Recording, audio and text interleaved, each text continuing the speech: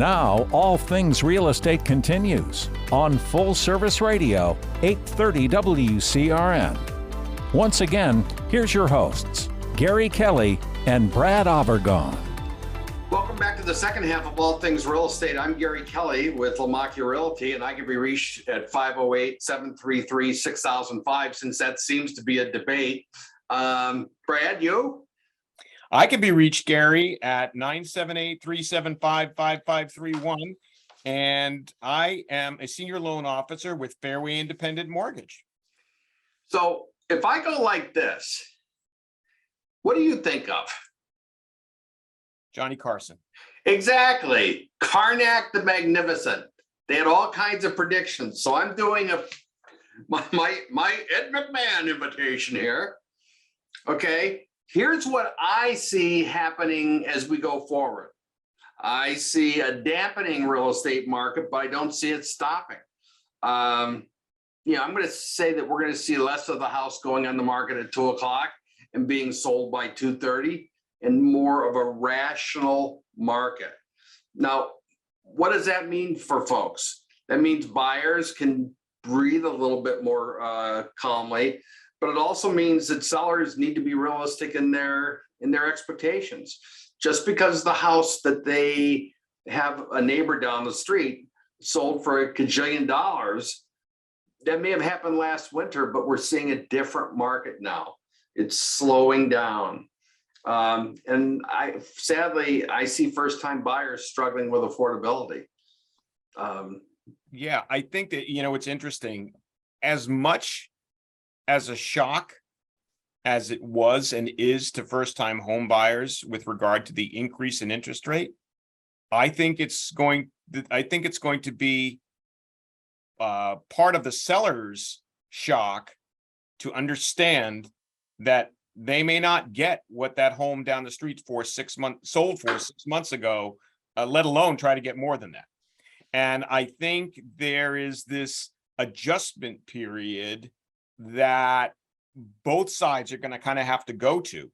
And part of it is on us to kind of educate folks. I know you do that. You not only show folks the comps that sold in the last couple of months, but you show them what's on the market currently.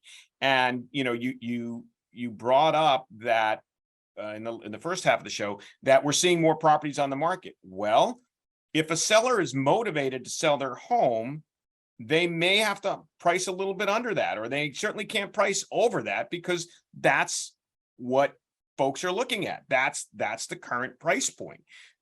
So part of it depends on their motivation. Part of it depends on how long they want to take to sell their property and where they think pricing is going to go. I agree with you. I think that certainly we've seen a leveling of pricing, and this is what we predicted. Was that things weren't, they weren't consistently going to go up at the clip they were. It doesn't mean we won't see increases in real estate values. I think we will, but I think a normal increase in real estate values is about 3% per year, not 20%.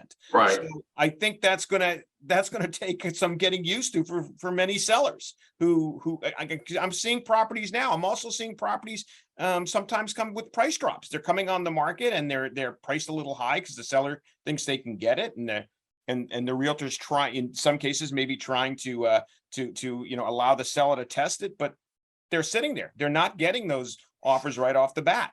And I think it's important to kind of weigh and measure that. Likewise, I think with buyers, I think that interest rates may continue to rise, but I think down the road, they may dip a little bit. I think we're still at that putting both feet on the brakes by the Fed by increasing interest rates. I think if you take those feet off the brakes, those rates are going to drop maybe, as much as 1% down the road.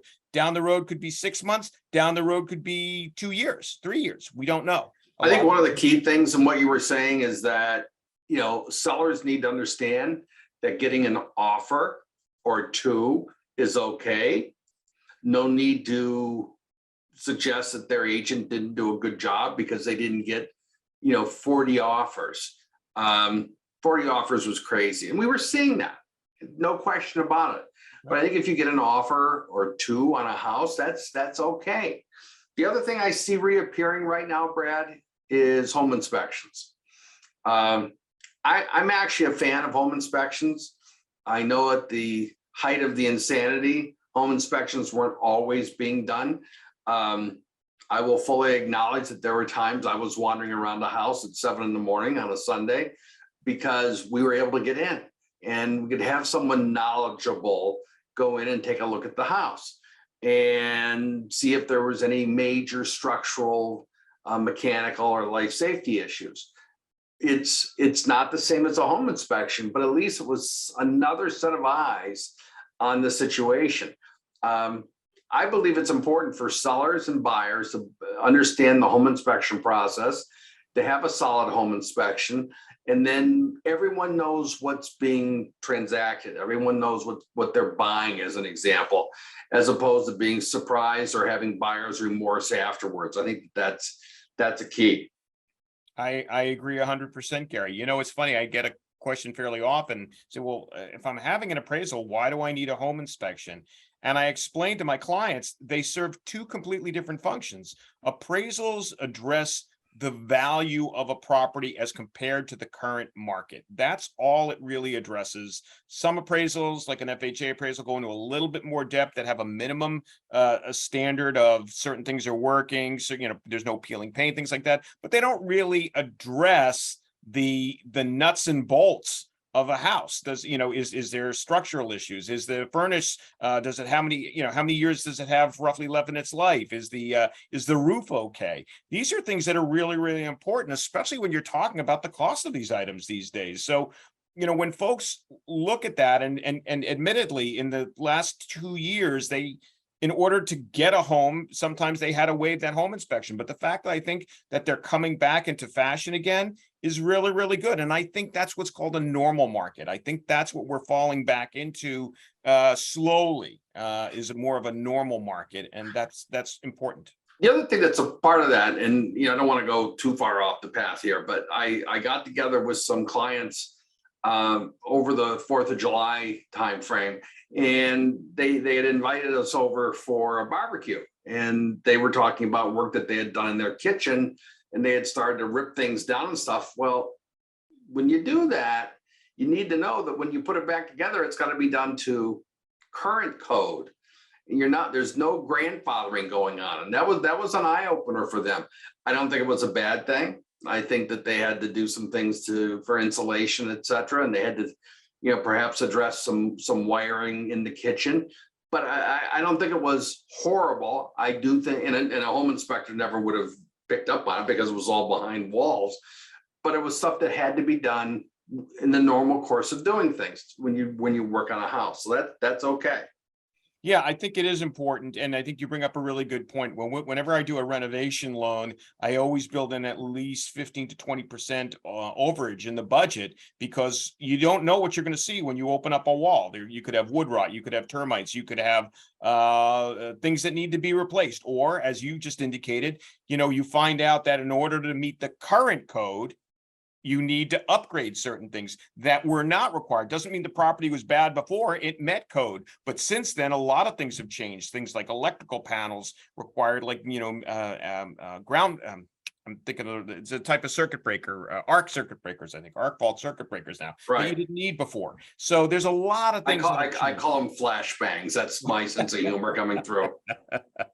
So there's a lot of things that you need, and you need to, to upgrade things to current regulations. And there's a reason for that. And that's a safety reason. So you want that too, but it's a cost. And so you do want to factor that in. Right. Where do you see interest rates going over the next 6 months? And I know that you don't know. I don't know either. So it's just two guys on a video. What do you think? What do you think we're going to see? So I think we're going to see the next. So we just saw a rate increase by the Fed of 0.75%, 0.75%. I think we're going to see that again this time. I think we may see it one more time, but then I think it's going to start to drop down depending on the effect that it gets. If consumers start to slow down in some of their purchases, they'll ease up on the amount. I expect to see rates to continue to increase through the end of the year. We may see between, we may see up to 6.5, maybe even in 7. I don't think so. I don't think we're going to go that high. I think I'm starting to see signs that the economy overall is and purchasing economy. I don't mean the strength of companies or employment. Employment is still good. People are still employed, all of that. But I'm starting to see signs that purchases are slowing down. A perfect example of that was we saw some gasoline prices drop recently. I think they were surprised at the consumption rate over the 4th of July weekend.